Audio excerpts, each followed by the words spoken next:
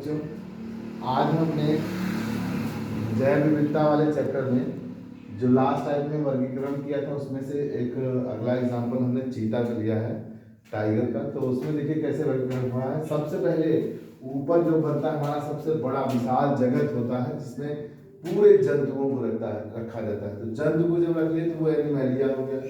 दूसरा आता है संघ। अब जगत का छोटा बात करेंगे तो संघ होता है। संघ को फाइलम कहते हैं जिसमें कार्डेटा। अब देखिए आगे आपको पढ़ाएंगे कार्डेटा क्या है, नॉन कार्डेटा क्या है और उनकी क्या क्या लक्षण है, ये आपको आगे बताते चलेंगे। फिर तीसरा था वर्ग क्लास। क्लास में इसी चैप्टर में ही पढ़ेंगे आप स्तनधारी, ऐसे जीव जो अपने बच्चों को दूध पिलाते हैं, वो स्तनधारी ममेलिया में रखे जाते हैं। तीसरा आता है गण। गण जिसको हम लोग आर्डर बोलते हैं। आर्डर में आते हैं कार्निवोरा। कार्निवोरा लोगों को रखा गया। फिर फैमिली। फैमिली में फेलिडी, वंश जीनस पैंथेरा और जात के रूप में आता है इसका टिग्रिस। मतलब पैंथेरा वंश का ये टिग्रिस जीव होगा, चीता। अब इस तरह से सारे जितने भी हमारे इस वातावरण में, इस ब्रह्मांड में जीव पाए जाते हैं, उनका वैज्ञानिकों ने जितना अध्ययन किया है उनके गुणों के आधार पर ऐसे ही हम वर्गीकरण करते हैं। ठीक, ये तो मैंने मुख्य बताया। जैसे अब जगत के बाद संघ आया, संघ में उपसंघ आता है, फिर ऐसे वर्ग का उपवर्ग। इतना हम लोग डिटेल नहीं चल रहे हैं 9th क्लास में, आपको इतना जानना जरूरी है बस। फिर आता है द्वि जगत वर्गीकरण। दो जगत वर्गीकरण को मैंने आप लोगों को बताया था कि 1758 में कार्ल वन लिनियस ने सभी जीवों को दो भागों में बांट दिया था, एक जंतुओं में और एक पादपों में। एक जंतुओं में और दूसरा पादपों में विभक्त किया। इसी तरह से उनके पास कितने जगत बन गए? दो। कौन कौन से जगत बने? जंतु जगत, एनिमल किंगडम, जिसमें सभी जंतुओं को रखा गया, पृथ्वी के सारे जंतुओं को रखा गया, वो चाहे जलीय हो, चाहे वायवीय हो, चाहे स्थलीय हो, सबको उसी में रखा गया। और दूसरा रखा गया पादप। पादप जिसको हम लोग प्लांट किंगडम बोलते हैं, और इसमें दुनिया के सारे पौधों को रखा गया। वो चाहे पौधे जल में पाए जाने वाले हों, चाहे मृदा पे पाए जाने वाले हों, चाहे पत्थर पहाड़ में पाए जाने वाले, या पेड़ों पर उगने वाले हों, पेड़ के ऊपर पेड़ पे उगने वाले हों। तो ये सारे पौधों को पादप जगत में रखा गया।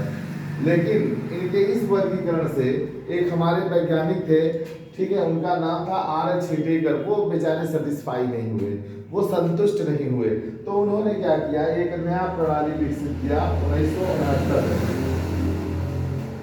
इस प्रणाली का आधार क्या बनाया?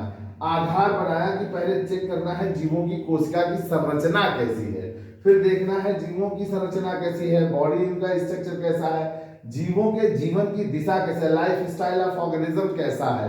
फिर उन्होंने कहा कि जैसे अगर कोशिका की संरचना देखें तो कोशिकाएं जो भी पृथ्वी पर पाई जाएंगी, चाहे वो पादप हो, जंतु हो, वो प्रोकैरियोटिक और यूकैरियोटिक होती है। प्रोकैरियोटिक पूरी तरह से विकसित नहीं होती है, यूकैरियोटिक पूरी तरह से विकसित होती है।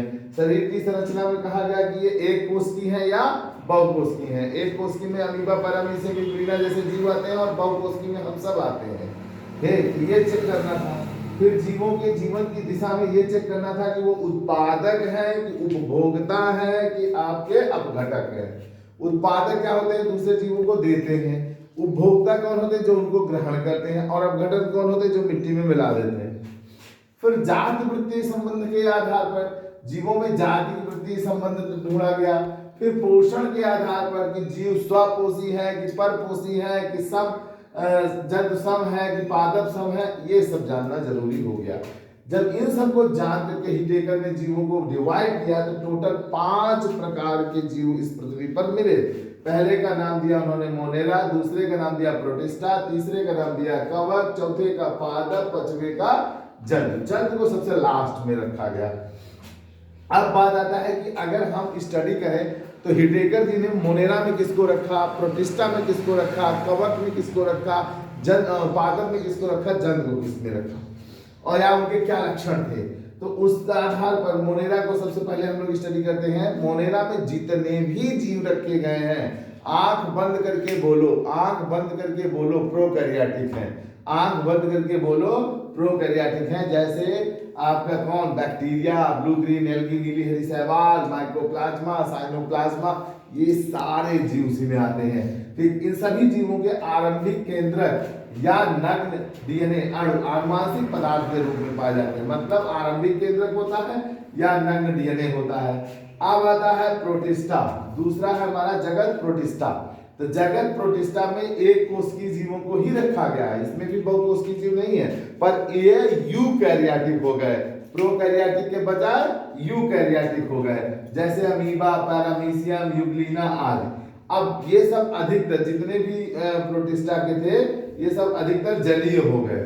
ठीक है, कैसे हो गए बच्चों, जलीय हो गए। और साथ ही में इनमें कोशिकांग वास्तविक केंद्रक उपस्थित है। कोशिकांग में जैसे माइटोकॉन्ड्रिया, गोल्गी बॉडी, राइबोसोम, ये सब तो उपस्थित थे ही थे, साथ में केंद्रक भी उपस्थित था।